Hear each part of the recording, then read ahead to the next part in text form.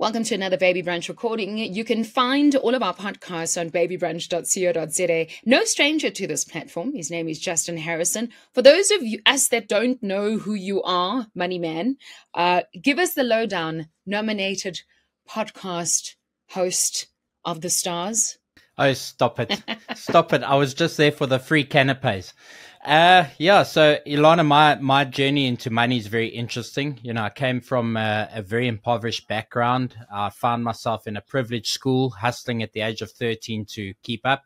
Started businesses at the age of 13, went into the world of, I like to call non-traditional finance because I'm actually not traditionally a finance guy.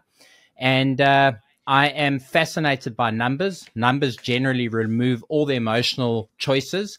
And I've spent the last 25 years doing deep financial modeling, building financial technology for businesses. And I love money. Now, listen, I know that your love for money has also taught you many, many lessons. And that's why we got you back to our Baby Brunch recording. Now, the last time we had you on, we talked about don't spend money on your kids. It was a fascinating podcast that had many, many numbers of parents listening. And this time I thought, you know what? There's a lot of content online that talks about how much it costs to have a baby. You know, the natural birth versus the C-section and how to contact your medical aid. Sure, this was a big shock to me too when I had my babies, and especially when I had to give birth with a cesarean instead of natural birth. But I want to focus our attention today to how much does it cost to raise a baby. So babies don't stay babies, they become children. And that's why I got you on board. Are you ready for that? I'm ready. And I got to tell you, I love the thinking around what it costs because, you know, we have kids and we don't actually ever equate the real cost, but there is proper money being spent on having those cute little things that we love so much. I adore my children. And I must say it is very hard to sometimes curb how much to spend on them because I really feel that they're good kids. But let's get into it. I mean, let's break it down. All right. So in 2023, what's our monthly cost on things like baby food, nappies, medical supplies, clothing for the typical, let's say, middle-class family for a newborn? Yeah, so it's actually interesting. I sat and I ran the numbers this week. And of course, you know, I think it's very important to mention that depending on the kind of lifestyle you lead, and, you know, there's middle class and there's middle class. I think it's, you know, we're shooting for a very conservative average here with these numbers. So, you know, hold on tight. This is going to be interesting. So we've broken it down between ages 0 to age 4. So up until the 4th birthday, because generally on the 4th birthday, things start to change, you know, no judgment, but, you know, the kids are usually starting to get out of the nappies and, you know, we're off the baby formula. And so that's kind of like a very pivotal age point. So if you look at things like nappies, baby food, medical supplies, the toiletries that goes into, you know, those cute little bundles, of course, the medical aid, which is something that not a lot of people think about, the additional out-of-pocket medical expenses, and of course, clothing. Now, again, I do want to point out, we're not all shopping at Nachi and all these fancy clothing brands, but a sort of happy middle line, right? We're coming out at about 5,800 Rand per month for the basket, right? And that pretty much is what people are going to spend on average. Now, again, for some people it'll be a bit less, for some people it'll be a hell of a lot more. So say that again, 5,000? 800 Rand per month, per child. Okay. So can I work on that per month? So we are talking about, say, 60,000 Rand a year, 65,000 Rand a year. More or less.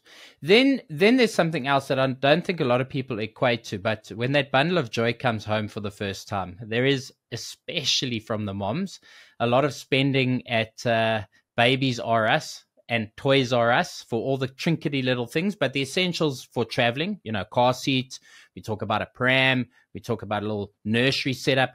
The average spent there is about 32,500 currently. And that's an expense that not a lot of people think about, but those little things add up. Now, of course, some people will be lucky and parents will gift, the grandparents will gift prams and strollers and car seats. But generally, the average middle-class family is going to take out about 32,500 Rand out of their pocket just to bring that bundle of joy home. So here's the thing, and I mean, I know that there was a time that bringing baby home in a car seat wasn't compulsory. You know, we also actually had this chat in the week with a colleague of mine where we said, you know what, even if it wasn't compulsory, we would bring our kids home in a car seat. We also saw a trend recently. I work with a project where we're trying to see costs and whether moms are doing a lot of things new or whether we're doing secondhand. And even if we buy things secondhand, right, it comes out to a lot of money to try and get just a basic stroller. I'm not even talking about for baby who's sitting upright, like for baby who's still lying down, sleeping in a, let's call it a buggy, and a car seat. It is terribly expensive. And I must say that was the biggest shock for me as well, even though we planned our baby and we planned that there's going to be this education fund. It is almost like you know pregnancy costs a certain amount of money, and you know education for baby costs a certain amount of money, but no one is factoring in the amount of money when baby comes home and what you need to budget for until you need the education fund, you know, from baby food to nappies. I think it's a given. We all think about that. But all the other things, or even if you don't have a well baby, you know, people always say, oh, I never thought I'd have so many expenses for, God forbid, for therapy or additional therapy if baby needs some kind of assistance other than just medical aid for respiratory diseases or let's call it tonsillitis. I don't know. But I must say the sum of bringing baby home is a much bigger shock to me than baby per year. Yeah, so that's the thing, and we're being very conservative again. You know, we're not buying Graco and the most expensive here. We're talking about really middle of the road, and so you know, I think the other thing to also keep in mind, especially for new moms, it's a big tip out there. The hospital is generally going to send you back with a lot of supplies for the first week. Take as many of those samples as you can, get as many of those free things that you can, because that really helps to getting you on the road. And then also, you know, your things like nappy parties and all this sort of stuff, you know, people tend to be quite shy about it, but it really helps in the financials. And, you know, if there's grandparents involved and they really want to donate a stroller into the situation or whatever, don't be shy, because here's the thing, Ilana, in the first 4 years, so from 0 up until basically the 4th birthday, the average child is going to cost the average middle-class family 250,000 Rand. That's 250,000 Rand just for them to reach their 4th birthday. And now what we're not including in this, we're not including things that are very optional. For example, nannies. We're not including things like the birthday parties. These are things that have been excluded from this equation. So we're purely looking at the essential items here. So you're talking about 250,000 Rand just by the time the kids turn 4. So it's pretty scary. It is pretty scary if you are only worried about the money aspect and budgeting for baby. But it's also pretty scary because we all like money, right? Even though we all have a lot of respect for it. You said something valuable, which I think is so important. If someone wants to give you a gift, take it. You know, I must say, most of us that have got the DNA, I'm a giver. I don't like receiving gifts at all. But if you ask me, you know, someone's in need, I will be there because, you know, as an advocate, I will just be there and help out and help people.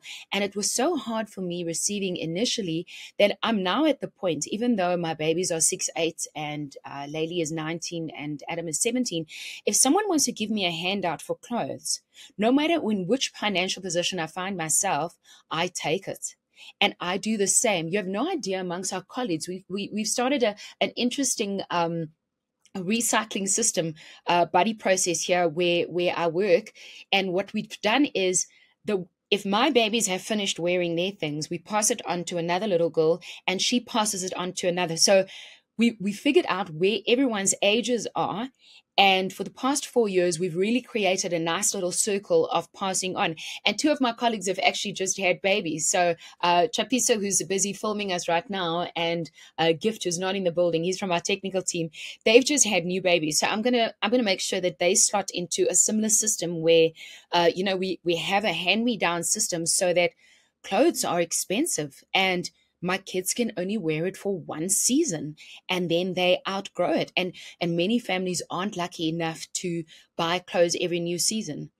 Sorry to harper on this, but this is the conversation that I had a mommy now recently that said her baby, she doesn't have the means, so her baby is going to wear her things that are too small for winter. She's going to wear in summer because they're too high anyway, and then she'll get new clothes in winter. Well, it's such an interesting discussion because, we've got 3 children, and, the first child was knew everything. By the second child, we're like, listen, it's getting a little bit expensive here. Maybe we should hand a few things down. And then by the third child, well, let me tell you, I think the third child came home in a washing basket. We weren't even doing the strollers and car seats at this point. But what we've done amongst our business partners, they've got kids that are slightly older and some kids that are slightly younger. We actually recycle the clothes in amongst us. And what we've done is we buy really good quality clothing. Instead of just buying the cheapest stuff we can, we buy good quality clothing because we know it's going to get handed around. And I think the stigma around hand-me-downs needs to change a little bit as well, because, I think all of us that come from sort of impoverished backgrounds, we've got a stigma against hand-me-downs. But I think there's also a lesson in this, in teaching our kids to really look after things in terms of, making sure that you take care of everything around you, the environment and your clothes and everything. And I think this sets up for responsible citizens in the future. So I don't think we should have a stigma around hand-me-downs. It's interesting you say that. Before I continue with some of the other questions that I have, my baby's recently got a toy, and it happens to be from another young, let's call it a teenager, that looked after her toy so well that she really has the desire to go and travel. And then we offered to buy some of her secondhand toys so that she has the ability to travel, and so that my daughters could see, first of all, you're getting a very nice gift. But secondly, look how well she looked after her things, that she was able to sell it, and you can do the same if you take care of it. So it was interesting to see how well they are looking after the set that they got, because they knew it almost doesn't belong to them. It was someone else's, and it's going to be someone else's after them as well, So Exactly. So, Ilana, I just want to mention something else, because I don't want us to miss on this point, because, I am Mr. Money and I have to drill in on the money here. So R250,000 to get a kid to age 4, right? Now comes the interesting discussion. What would it cost to get a child from age 4 to age 18? Because, again, not everybody's going to go to tertiary education. So we're sort of cutting the limit at grade 12, finishing grade 12, 18, right? So if you send your kid to a private school, and a lot of middle-class people are in the position to struggle a little bit and put their kids through private school, you're looking at from basically grade double naught, so all the way into grade 12. If you're looking at uniforms, extracurriculars, the school books, if you go to the whole basket of things, 5.5 million, 5.5 million, right?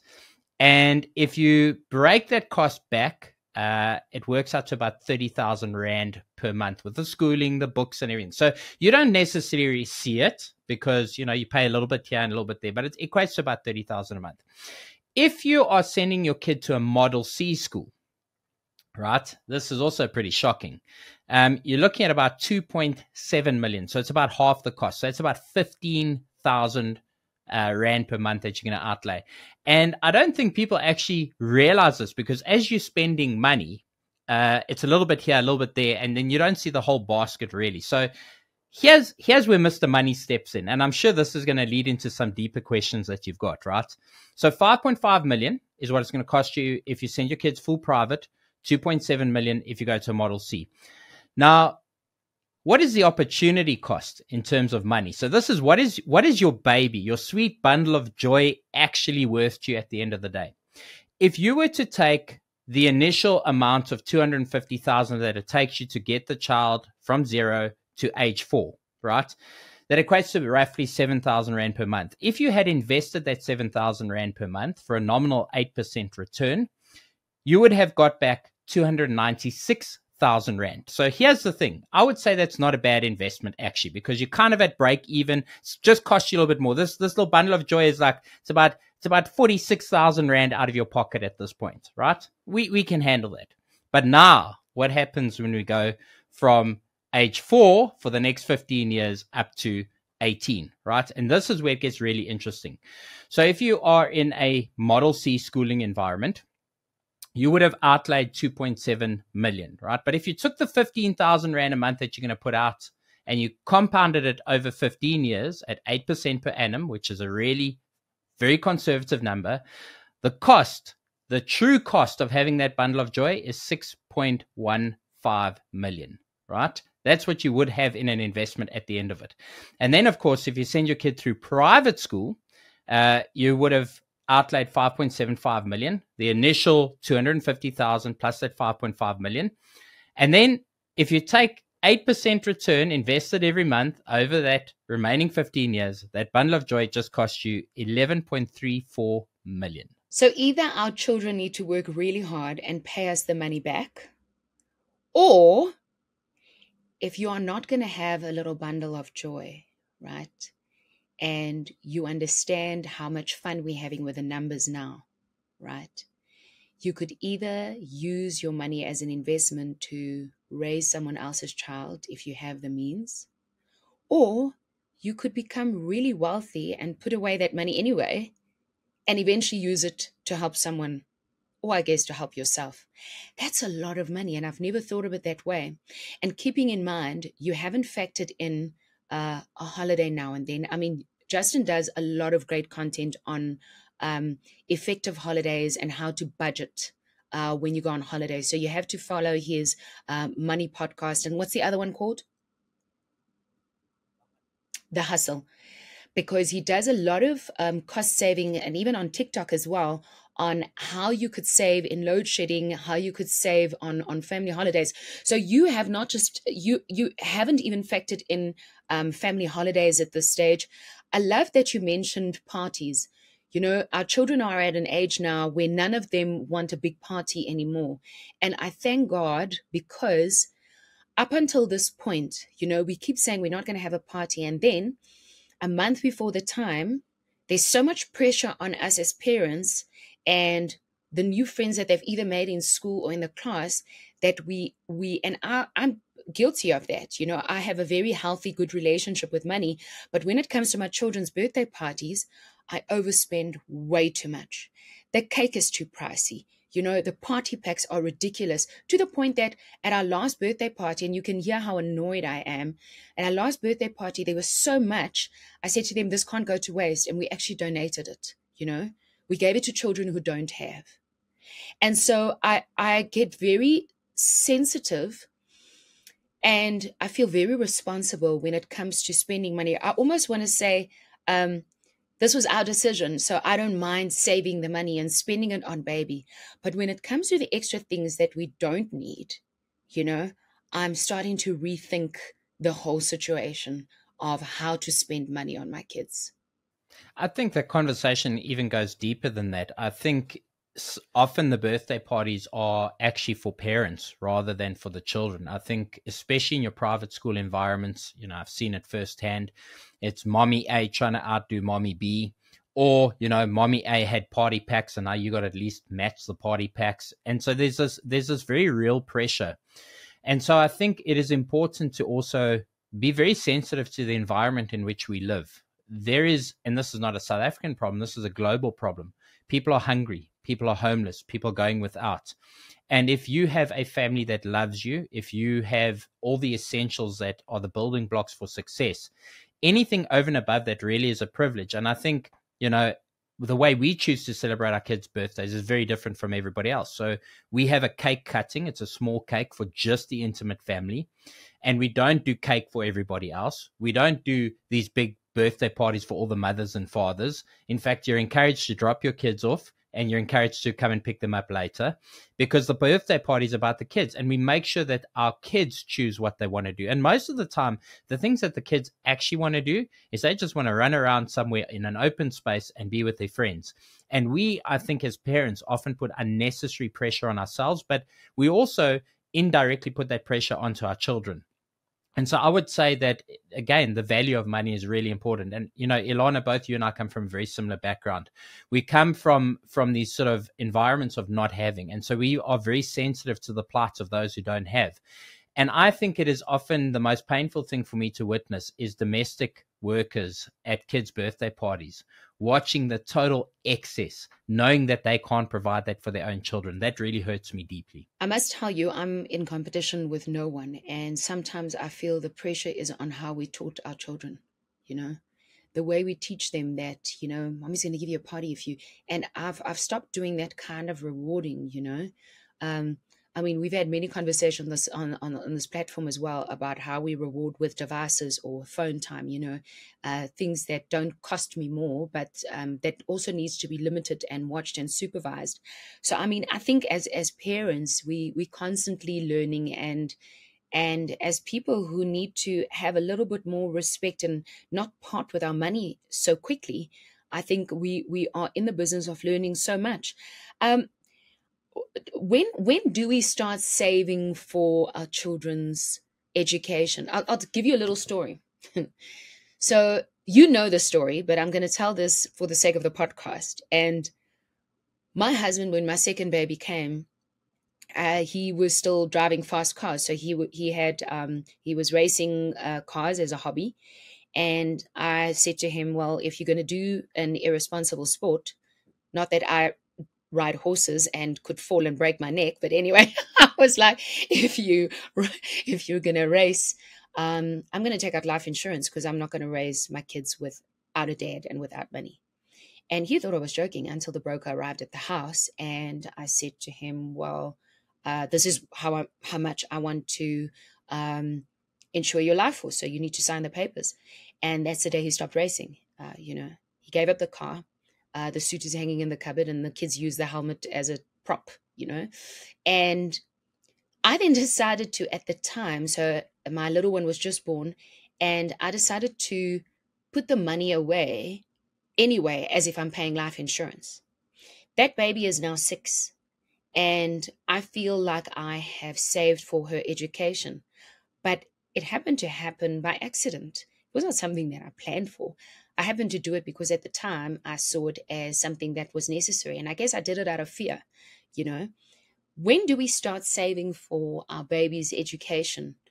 And I'm talking about South Africans who generally, I feel, have got a very poor savings culture. Yes, I mean, I've got two answers. I've got one answer that is deeply logical, and then I've got another answer that's very esoterical, but I think speaks to both sides of the audience. The most obvious time to start saving is the day you decide you're going to make a baby. So, the day you decide to go on that special holiday and plant the magic seed is probably the day you should start saving. The sooner the better. Once you actively participate in a choice, I believe that you must exercise responsibility over that choice. Having said that, I don't believe that, and this is the esoterical part of the answer, I don't believe that money should be the inhibitor to having children. There is one thing I know about people to be absolutely true. If you have children, you'll figure out how to make it work. It's the most unbelievable thing. When you're on your own, you might not find the light, but being responsible for another human being drives a different kind of mama bear, drives a different kind of papa bear, and you will figure out how to make stuff work. And so, I always tell people there's never perfect timing to have kids. I mean, there's whole debate around let's wait until we're 30 and we're all financially responsible and the house is paid for. And like, listen, your ovaries might not work by then. Your seeds might be dead, right? So I think we have a social contract. I think we have a social responsibility to actually have children, believe it or not. And I don't think money should be the inhibitor. Having said that, I don't want to take away from the responsibility, which is if you decide and make that choice, then you need to also actively participate in being responsible over that choice by putting money aside. And also putting money aside to help other people, because that's my reason for having children. Also not something and a value that I want to impart on other people, but I feel that I had children so that we can help the world to be a better place, Someone asked me the other day, but you were a mom when you got married, because I'm a stepmom of 2 amazing kids. And she said, why did you want new children? And I said, I don't know if you call them old or new children. You know, if you have a desire to raise children, you can raise any kid. You can raise your stepchildren. You can raise another baby that doesn't have a mom or dad. You can raise a child of someone who doesn't have the finances. And so having my children, I would want 20 more. I actually asked my husband for a baby, and he said no, just yesterday, like the past 4 years. But I love kids so much, and I really feel that we are all put on this earth in order to make the world a better place. We're here to help people and to spread good news, you know. So I think we all do it for many reasons, but you're right, money shouldn't be the reason why we say, and God forbid, there's many mommies that can't have children, but money shouldn't be the reason why we say we're not doing it. We can find other reasons, and we can use our finances to raise other children. Do we take up policies and endowments and the bank? So look, I think if you are a young family starting out and you have no real capital saved up and you don't have the means to cover your debts, the life insurance is an essential. And I'm actually quite against life insurance, funny enough. The life insurance industry doesn't like me very much because I often say that life insurance policies are sold to the wrong people. You know, people have said, you know, you started working, you should have life insurance policy. You should have a life insurance policy, in my humble opinion, if you have dependents. Now, we also need to break down what is a dependent from a financial perspective. A dependent is somebody who's going to basically be reliant on you in terms of finances. So if there's a primary breadwinner, or maybe there's two people earning, and one person's salary is going to need to be replaced in the case of death, you need life insurance if there's kids involved. Life insurance, I think, is essential to leaving options on the table and providing continuity for the partner left behind as well as the children left behind.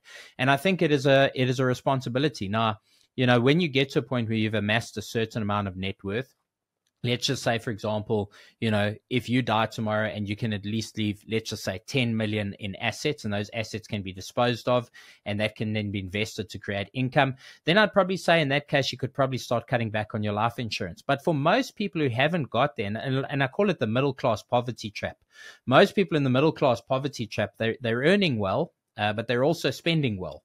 And so consequently, they're not amassing assets, they're not amassing net worth. And so you need to think about how do you protect the income. And one of the ways to protect the income, which really provides the food, the school fees, all the rest of that, is by taking out life insurance. But again, when you reach a tipping point where you go over a certain net worth in asset value, then I think you start dialing back on your life insurance. So again, for me, it's a non-emotional decision. It's purely logical. Okay, so I've got a bit of quick fire for you. Are you ready, Justin Harrison? Ready. Okay, one line answers, eh? Okay, so in this entire budget that we've just discussed, how important is a new car? Because I love me a new car. It is absolutely no relevance on the planet. I'm sorry, but this has to be longer than a one-liner. No, Ilana, I get given terrible. So much grief. I didn't like that because answer. I drive a Chinese bakkie. This is the end of this podcast. So listen, let's be fair. We're not all sponsored by Mercedes-Benz. Neither am I, by the way. Well, you should be, because, you know, you do enough advertising for them. So Mercedes-Benz, if you're listening, Ilana would like a brand new Viano, because she's having lots more babies, and we must be able to put at least 8 prams and about 7 seats in I love that. But so here's the thing. So I get given a lot of flack because I drive a Chinese bakkie. And listen, I've had some incredible cars. I'm a car nut. I've had 61 cars. I've had everything from Aston Martin to Range Rovers. And I now drive a Chinese bakkie, because here's what you discover through life, right? All the material stuff that you desire today is ultimately going to the scrap heap of life from where it came from. Everything that is so desirable from a material perspective today, as nice as it is eventually going to go right back. And so I think a car is the least important thing on the planet. I think that we have so many options in terms of modes of transport today. If you are sitting and you've got to make a decision between buying your kids food and having a car, it's always going to be buying your kids food. But then we take that deeper. Is it an extra $3,000 a month on a car, or putting an extra $3,000 a month aside so that our kids can study and become something really incredible in the world today? And so I think one of the parts of becoming a parent is that you have to let a part of you die. And it's hard. It is hard. You have to let that part of you die at some point. Okay, so we already got the answer on clothing. You buy good quality clothing so that you can make sure that you can gift it to other people. I really liked that. What about preschool? You know, some people go, oh, it has to be. I don't know what they say because I didn't say it. My kids went to an ordinary play school and they are really intelligent, nerdy, amazing children. Do we go to the best daycare or should they just be safe? The suit does not maketh the man maketh the suit.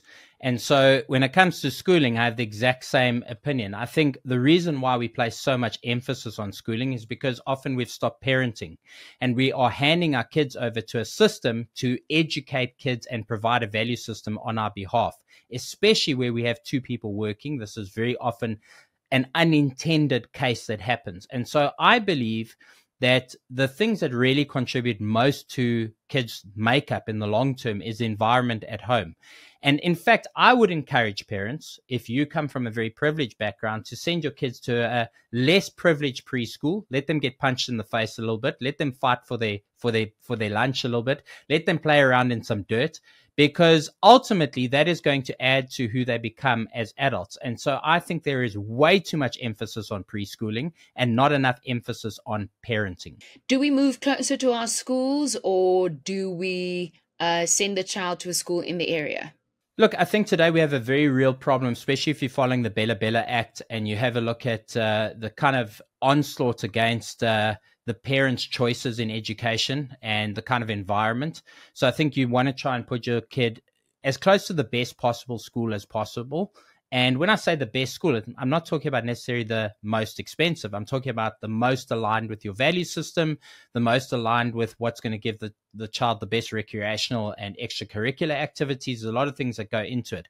But ultimately, I think that where a child grows up in the home is far more important than the school environment. Having said that, just because it is a secondary choice doesn't mean that you should ignore it. I think putting yourself near good schools is important. Is it expensive to have children? I think it's expensive not to have children. And I'll tell you why I say this. And this is from Mr. Money, who just equated putting our kids through private school at about 11.3 million without inflation. We haven't even factored inflation in there or any of those holidays. I think it's expensive not to have children because the true cost of not having children is no lineage. The true cost of not having children is, not carrying your value system forward. But most importantly, Alana, I've spent a considerable amount of time with people on their deathbeds over the last 2-3 years.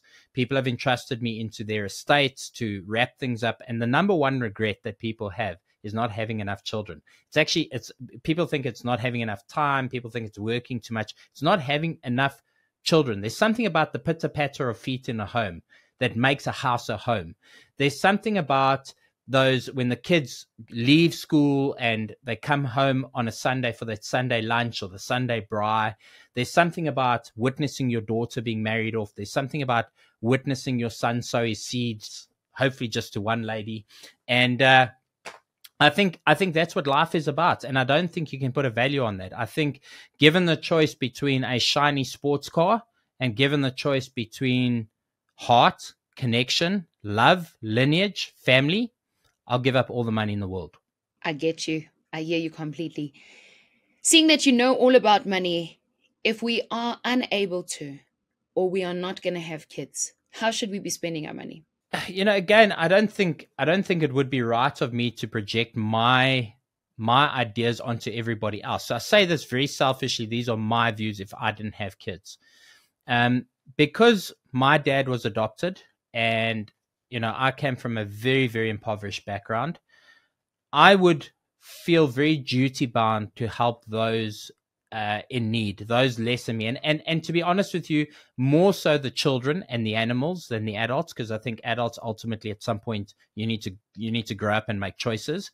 And so I feel very duty bound in my heart to always help animals and children, because those are the two parts of our society that often don't have a voice. And so I think if you're in a position, for example, to raise your domestics kids, you should do it.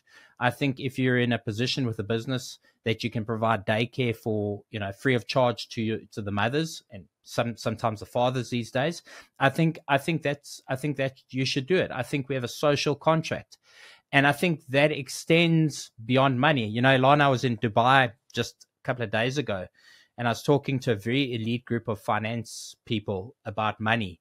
And for the first hour and a half, I just spoke about energy, the transfer of energy, because that's what money is. It's emotion and energy.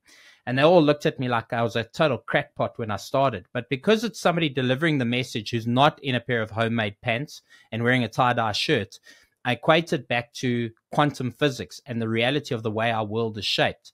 And literally, we are ripples in this world. We create ripple effects in this world. And I think if you decide not to have children and you are in a position to help, I believe you have a social contract. And I say that from my point of view. I don't want to project that on anyone, but that's my point of view. Well, Justin is our money guy, and if you want to hear and see more of him, you have to log on to TikTok. Find him under Justin Harrison. He's also our guy behind the Money podcast, as well as I keep forgetting the hustle one. What's it called? Hustle Your Money. The Hustle with Justin Harrison. The Hustle. Very interesting name choice. The Hustle with Justin Harrison. I want to also thank you for this. I know that you are extremely busy. And from all of us here at Baby Brunch and at Jacaranda FM, we want to thank you. You never leave me feeling the same when I spend time with you. And that is the biggest gift that I can get from you. So Justin, thank you to you and your beautiful wife. Oh my word, she's stunning. Thank you to both of you for always giving your time to educate and to lend support and to even be on these podcasts, because we don't hand them packs of money in order to be here. So you must let us know how we can support and help you always. And just know that you make a big impact on the world. And we are so happy that you're part of ours. So thank you so much for your time today. Thank you, Ilana. I really appreciate it. It's always a privilege to be on your show because, I think you have a very important role to play in debunking a lot of things for new parents and just settling a lot of nerves, because it is nerve-wracking having kids. And, I made the joke earlier, child 1, you're very nervous. Child 2, you sort of like find your feet. And child 3, just let them bounce off the walls. They'll figure it out. And I think for new parents, a podcast like yours is essential. I recommend it to all my friends who are having kids. I always say, listen to Ilana's Baby Brunch. It will set you free. And, as much as you talk about the energy that I bring, I think you're here every week, giving that energy out to people. And I think I take a lot of inspiration from that. And I hope you guys continue to do great things. We will. If it helps people, we will. Justin, thanks for your time.